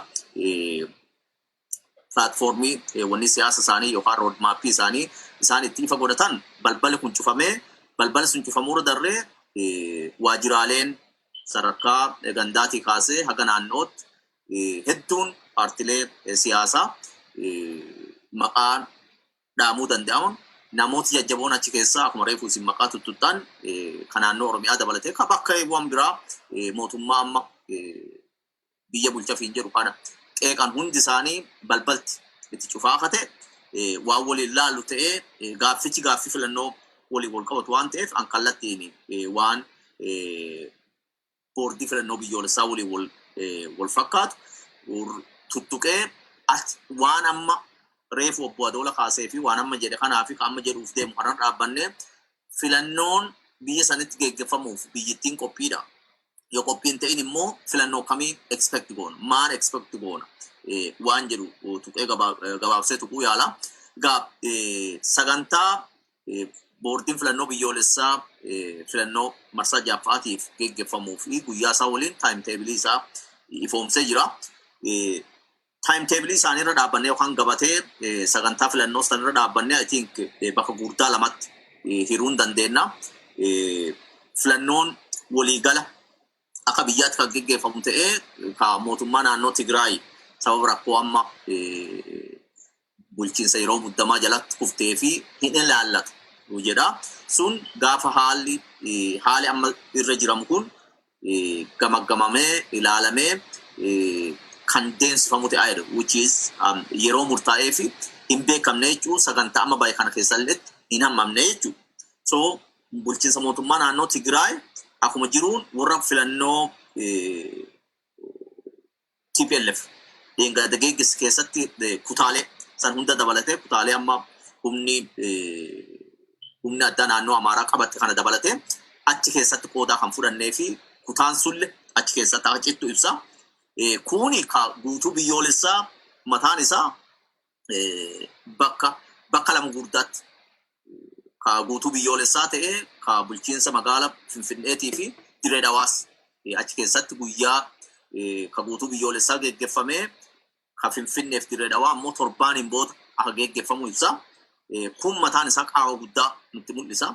Karaa gara biraatiin immoo filannoo guutuu biyyoolessaa san uummattooti kibba lixa biyyittii murtii sagalee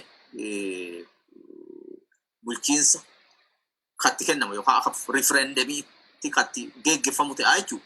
So waliigala sagantaa gabatee sagantaa filannoo san yoo laaltu qophaa'ina amma jiru waliin resources isaan qaban kagama humna namaatii fi maateriyaalii dabalatee hagam takka filannoo ifaaf bilisa ta'ee fi kasagaleen uummataatiif fedhiin uummataa itti keessa calaqqisu geggeessuuf qophii waan jedhu laalisaaf malee barbaachisa.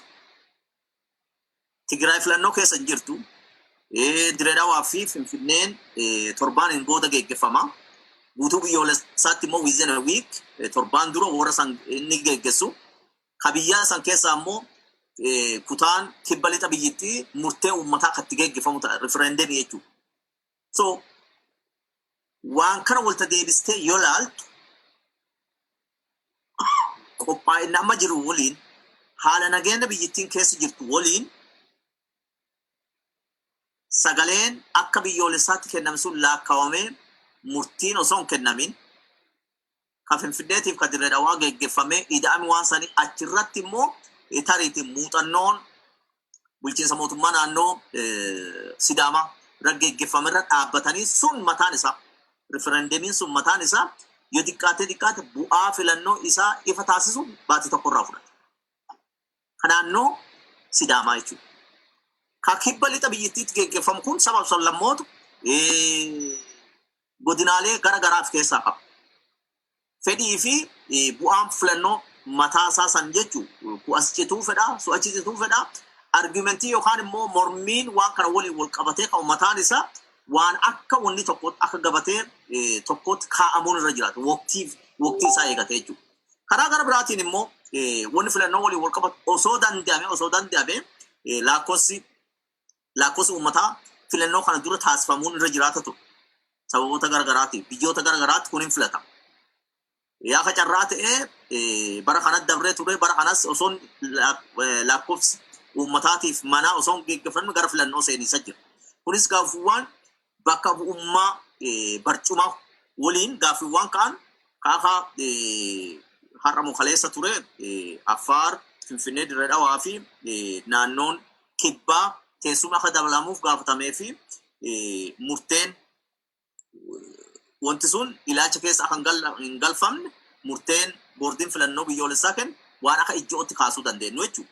Kanaaf waliigala qophaa'immaa irraati ilaallee wanni guddaan adeemsa dimokiraasii biyya tokko keessatti fedhiin akkuma lakkoofsi uummataa dabalaa deemu fedhiin uummataa adeemsa saayinsii fi guddina teekinooloojii waliin dabalaa deemu. Dimokiraanis waa adeemsa piroosesii waa yeroon fooyya'aa deemu malee waan galgala tokkoon biraa baanu malee. So adeemsicha kalaaluu qabnu. So Abiy gaara aangoo gaafa dhufu waadaan inni gal abdiin inni uummatatti hore abdiin inni Afrikaatti hore abdiin inni addunyaaf kenne waan san galgala tokkoon mirkaneessaa osoo hin taane instituushinii jaaraa piroogreesii inni adeemsa keessatti wantoota inni godhaa deema. Kanaaf wanni filannoo biyyoolessaa waliin wal qabatullee tariitii paartilee siyaasaa beekumtii kennuu dhabuu waliin wal qabatee wanni ka'u akkaataa isaan ittiin iskiriin godhaa jiran ulaagaan isaan akkaataa heeraaf mandeettii heeraaf seera biyyittiin kennameen isaan lakkoofsa tuqaa wanti godhan jalaa soruu qulqulleessuun qaami independent ani waan kana yoo guutataa jiraatan qaami ulaagaa boordiin filannoo biyyoolessaa kaa'e guutate gara filannoo akka seenuuf eeyyama kennamaa fi warri hin guutatin immoo waan guutatuu qabu akka guutatanuuf carraan kennamaa fi warra yeroo kennameef keessatti hin guutanne immoo achi keessa screen out godhaa deemis hedduu barbaachisaa. Garuu hagamtaa independent ta'anii. Mee Dooktar Wasi gaafataa gaaffii Koongiresiin Federaalistii Oromootii fi Adda Bilisummaa Oromoo miseensa isaanii gara nama 1,000 ga'u hidhameera. Bakka isaan jiranitti nuti dorgommii irratti dhiyaannu jedhaniiru. Meesha kana bira qabiiti boordii filannoo namni hoogganaa ture kuni ideoloojii Abiyyi kanaa fi ideoloojii Biraanuu Naggaa qabdi namitti burtuka miidhagsaa kun jechuudha. Filannoon kun tarii akkuma filannoo bara dheengaddaanuu dhibbaa moone jedhanii jeequmsi guutuun biyya keessa ka'e kana ta'inaa laati waan jedhu shakkii hin qabaani ati akkamitti hubatta isa kana waan kana hubattu barbaada. Well, I'm not expecting actually dhibbatti moona wanni jedhu expecting godhu. Garuu calculation warra Yoo namni dorgomuun keessa hin jiraanne akkam muudha bajjettee yaaddare. Yoo koongiresiin hin jiraanne abawoon hin jiraanne isaanitti dhibbaa dhibba biraanuu waliin galanii galaa jiru jechuudha. Naannoo Oromiyaatti wanni addaa ta'uu danda'a. Keessattuu mana maree naannoo walii wal qabatee wanni jiru haala amma keessa amma jirru kana walii wal qabatee wanti jiraachuuf deemu siyaasa biyya sanillee bifa guyyaa guyyaan jijjiirataa deema waan ta'eef haga guyyaa dhuma filannoo saniitti haala har'arra jiru kanarra bor jiraachuu dandeenya iftaan jiraachuu dandeenya jedhee amanu. Kun egaa hagamtaa uummata Oromoo waan isaa ta'uu qabu fi argachuu dhabuuf dhiibbaa uummata Oromoo godhu irratti murteessaa. Haa ta'uuti garuu akka mana marii bakka bu'oota uummataatti fakkeessuuf warra akka reefu ati maqaa dhootte gurmuulee agartee siyaasa isaanii irratti agarsiisa malee dhiibbaa qabaachuu baatu garuu waa amma abiyyi godhaa jiru kana keessattuu biyya tokkoomsuu aadaa fi afaan seenaa durii isaan leellisuuf waan akkanaa kana warra mormaa ta'anii garuu mormiis isaanii sun abiyyi sadarkaatti chaalenjii godhuutti adoon ta'e waan sirreeffamuu qabu warra sadarkaa gorsaatti jechuu dandeenya mormiis adoon ta'e warra akkasii sana balbalti bana. Jarri sun immoo achi seenuun haga takka dagartee reaakshiniin paarlaamaa keessatti akka uumamuu fi wanni yaadame waan jiru natti fakkaata ammarra dhaabbadhe jechuudha. Gara mootummaa naannoo Oromiyaatii fi mormitoota keessattuu humna mormitoota paartilee siyaasa Oromoo waliin wal qabatee wanni jiru sun guutumaa guututti waan addatti ilaalamuu qabu jedhee ilaala. Wanni kun murteen koongiresiin federaalistii Oromoo torbaan dabre ibsi kennamellee assessmentiin isaa kanumarra waan dhaabbate fakkaata. Maan jennaan hoggansi isaanii, deeggartooti isaanii, miseensoti isaanii sadarkaan jira hundi hidhamanii warri hidha haala jiru immoo kan sochoone taasifamanii jiranii waajiraaleen kun saamamee, kun cufamee, kun caccabee jira. Bakka haali kun hin guutamnetti filannoo nagaa geggeessanii, filannoo haqa qabeessaa fi iftoomina qabu geggeessanii siyaasa biyya kanaa gara fuulduraa siqsuu fi wanni namatti mul'atu waan hin jirreef ejjannoo isaan qabatan ammarra dhaabbanne haala amma keessa jirurra dhaabbanne ejjannoo isaan qabatan sirrii amantaa jedhu qaba. Haa ta'uuti garuu waan kana jijjiiruuf dhiibbaan uummata Oromoo alaa keessaan taasisuu qabu. Hoggansa kana gadhiisisuu irraatii kaasanii isa gadhiisisuun mataa isaa gahaa miti by the way. Jawaar fa'aa Baqqalaan fa'aa Abdii Raggaasaa fa'aa Koloneel Gammachuun guyyaa guyyaan ba'aa deebi'ee hidhamaa jira. Jara kana gadhiisuun mataan isaa gahaa wanni jedhu qabu. Dirreen dorgommii nama hundaaf walqixa diriiruu yoo hin taane ta'e ala jiraatanii yoo sochiin isaanii kan ugguramu ta'e maan bu'aa qaba. Ala jiraatanii sagantaa siyaasa isaanii deeggartootaa fi miseensota isaaniitiif delivery yoo kan goone ta'e bu'aa homaatuun qaba. Kanaaf hidhuun waan tokko ta'e hidhaa baanii dirreen siyaasaa kan qaamni siyaasotaa hundi keessatti dorgomu. Kan naannoo Oromiyaa qofaa miti by the way. Kan naannoo Oromiyaa qofaa miti. Warra Amaara keessa socho'u ka hoggansa Amaaraa deeggarus mormus kan naannolee biraa Beenshaangul Gumuz, Sumaalee, Affaar bulchiinsa mootummaa naannoo kibbaa keessa gareen socho'u kan Sidaamaallee dabalatee jechuudha. So dirreen kun yoo walqixa kan diriirre ta'e boo'ichi har'a kalee Oromiyaa keessatti dhagaa turre har'a Tigraayitti dhagaa jirti. Osoo Oromiyaan har'a dhiigaa jirtu jechuudha. Wanni kanaa kun yoo institutioniin gabbisaa dirree dimokiraasii kana diriirsuu fi siyaasa morkaa keessaa ba'anii gara dhagartee siyaasa pirinsipil ta'eetti yoo kan deebine ta'e yaadaan wal mormineedhaan immoo qaama yaadaan mormu mana keessa buqanii yoo kan awwaalan ta'e wanni kun nama hin deemsisu. Irruma deddeebi'aatu walijjeesuuf waloonni godhuu ta'eeti waan ta'eef kun bu'oota waa akkanaa ida'ama waa akkanaa kana fakkeenya biyyittiin abiyyi gara aangoo dhufe of course filannoonii miti jidduun cabsee dhufe haa ta'etuuti garuu filannumatti aanuun hin geenye gara waraanaa seenam sabab isaa waan biraa ta'uu danda'a so ajandaaf danda'e waraanaan seenam so biyyittiin seenaa waraanaa keessaa bahuu hin dandeenye waggaa 100 meeqaatti. Kanaaf wanni kun waan kana sirreessuuf filannoon kun filannoo murteessaa waan ta'eef akkaataa amma ittiin deemaa jiran kanarraatii hin jijjiiran teenaa adeemsi boordiin filannoo biyyoolessaa even timetable ittiin kee mataan isaa qophaa'ummaa biyyittiin qadduu fi haala nageenya biyyittii amma keessa jirtu waliin waan wal simu waan hin ta'eef I think irra deebi'anii revise gochuun paartilee siyaasaa hidhaa keessa jiran hidhaa baasuun gara waltajjii mariitti deebi'uun biyyittii tana gara fuulduraa gara itti wanti godhuu danda'an maratan teenaan I think bu'aan filannoo waan fedhes haa ta'u biyyittiin deemtee gaagama siyaasaa hamaa keesseenis waan oolu. Ulfaadhu wayyamii Dr. Gaariidha. Adisha waan dabalatu qabda immoo hin xumur. Waan guddoo dabalatu illee qabu wanni filmaata jedhamu kanarratti ani haga biyyi sun akka biyyaa ta'ee gadi dhaabatte biyyi suni akka Oromoo callaalletti odoontu akkuma biyyaattuu guutuma walii galaatti yoo guruppii murtaawaa ta'e malee mootummaan ummata biyya saniitiin fedha ummata sanirra hundaa'ee filamee fedha ummata sanii yoo xiqqaatte harka 50 calaqqisu biyya san keessatti gammaan dhaaban.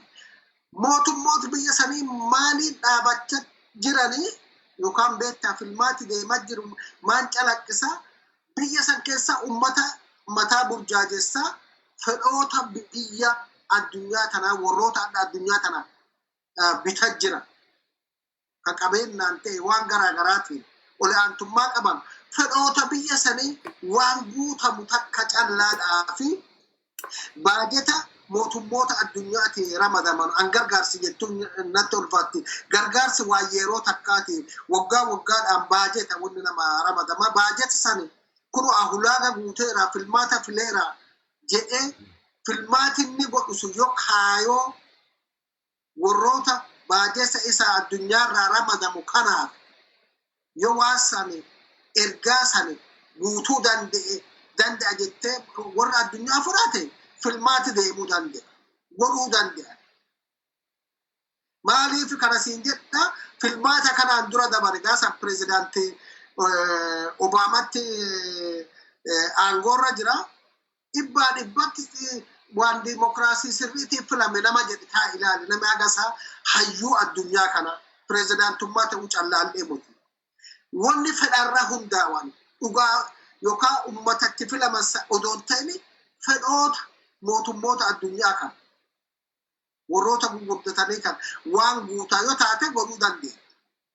Lammamaan wanni amma beektaa filmaata jedhanii mormitoota isaanii jajjaboo kana mana hidhaa keeyanii odoo dhukkubi koronaa jedhan kun jiru wanni gara beektaa ila duluunfatanii gara filmaataatti fiigaa jiranuu fi awwaalamaan takka dhagga. Wanni lamaan maajoo jedhanii heeraa fi seera beektaa ummatoota Itoophiyaa walitti dhufanii waraqatarra kaayyatan kan lafarra jirtu garuu seerri durmallee wayyaaneellee waraqatarra ka jiru kuni warra nafxanyaatii fi warra amaaraatii fi ittiin tolle hin qunquuxxee rakkittee seeraa fi heerri jijjiiramu jedhamu. Bakka akkam jedhamne akka qoree tokkotti ilaalan nama qoree harkaan qabatu tokkotti taateen wanni adda namoota jajjaboo waan kana mootummaa kana chaalenjii godhanii achi keessa waan kanaan falmuu dadhaba wanni mana hidhaatti guuraneef tokko hatattamaas heeraa fi seera amma beektaa ummataa ka amma jiru kana jijjiirichaa fi maandeetii argaticha barbaadan fakkeessanii lama targeettii wanni isaan godhataniiran kaartaa Oromiyaa kana heeraa fi seera eega diiganiin duuba eega waa isaa fakkaata waa isaan hin qunquunne waan nafxanyaan qunquunne anaadditumatti haasawa waan nafxanyaan qunquunne waan amaaran qunquunne waa amaara fakkaata waan hin qunquunne san lafa keeyaniin duuba biyya tana caccabsanii biyya Oromoo kana bakka afuritti cicciranii biyyoota biraatiin daangota biraatiin walitti makanii yookaan beektaa warra ollaa kana walitti makanii Oromiyaa tana diigichaaf halkanii guyyaa irraa hojjetee jira. Filmaata isaa itti fiiganu adoo balbalti Jawaarii irraa hin banamin Utuu baqqalaarraan banamini waan kana fixanii godhichaa tattaafatu. Hin taateefi sanii waa walii eenyu. Haala amma biyya san keessatti deemaa jirutti dhugumaan biyyi tun ammaan tanaa siin jirti yoo amma teettee ati ilaaltu biyya daangaa isii eegamu.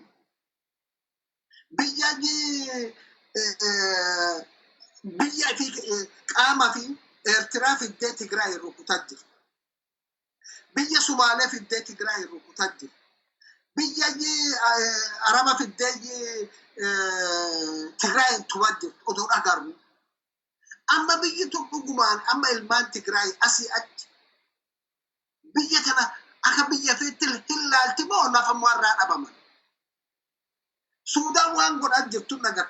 Namni kun mootummaan kun yoo isaa taate gaduma dhumataa deema akka beektaa mukayyi gogee baal guyyuma guyyaan damee irraa caccadduu tokko gaduma deemaa jira. Anammoo hin taatille jedhee filmaat kun eeguu yoo taate waan amma tuqqichaa tattaafadhe kana irkattee waan kana godhachaaf tattaafatti. Karoorri kun karoora Biraanuu Naggaati. Ka Oromiyaa caccabsuun kun ka dafamee heeraa fi seera diiguu kun karoora Amaaraati yookaan waliigala nafxanyaatiin dubbeeressi asuma dhaaban. Ulfaadha wayyamaa waan dabalatan hin qabdu dooktar hin qabda. Dhaansi dhumaa akka dhaansaatti waan naan jedhu guddaan uummata Oromooti filannoo kanarra waan naamtuuf yaa. Waan filannoo kanallee ta'e wantooti gaagaamni siyaasa dinagdee biyya sanii ammaan kana biyya raasaa jiru kun rakkoowwan bara hedduuf walirratti kukkuufamtee asiin baate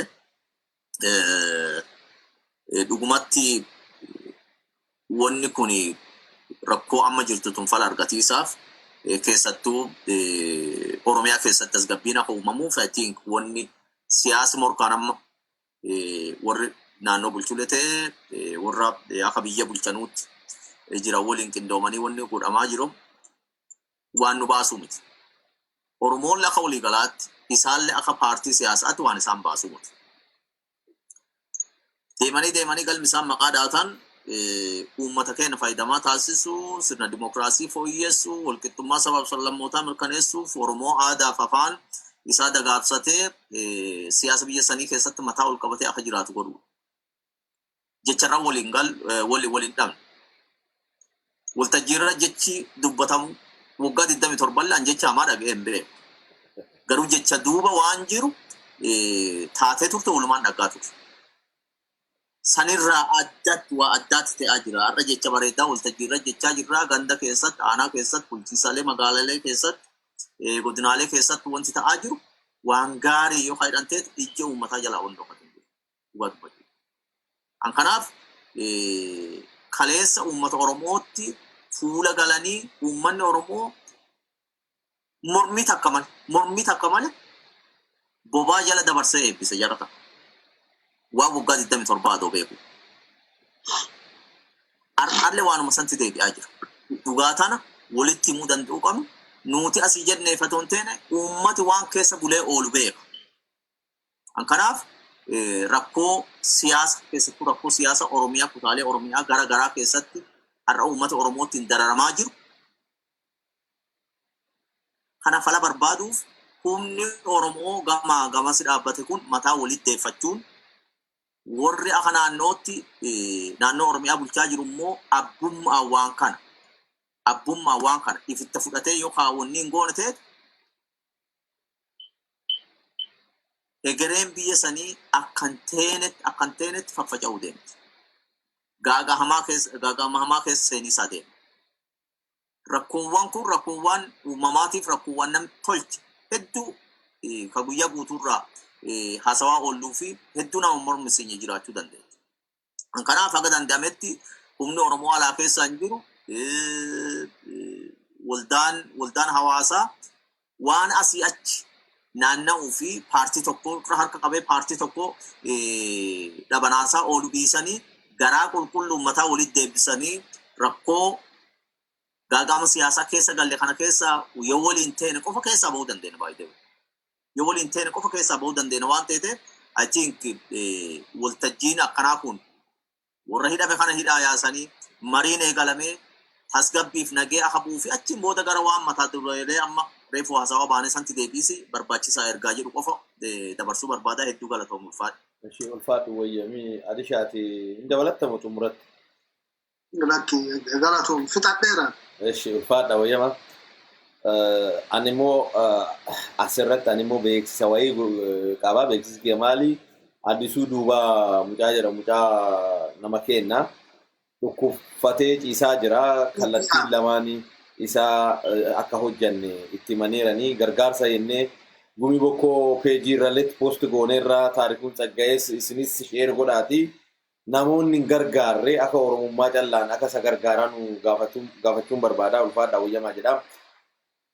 Kana jechuu barbaadaa daawwattootaa fi hordoftoota Gumi Boko waan daawwattaniif ulfaadhaa wayyamaa isiniin jenna. Akkasumas keessumoonni kennaa dhuftanii ibsa nuu kennitanii fi yeroo keessan gubdanii asiin nu argamtanii fi maqaa Gumi Boko miidiyaatiin isin galateeffachuu barbaadaa ulfaadhaa wayyamaa. Galatoom.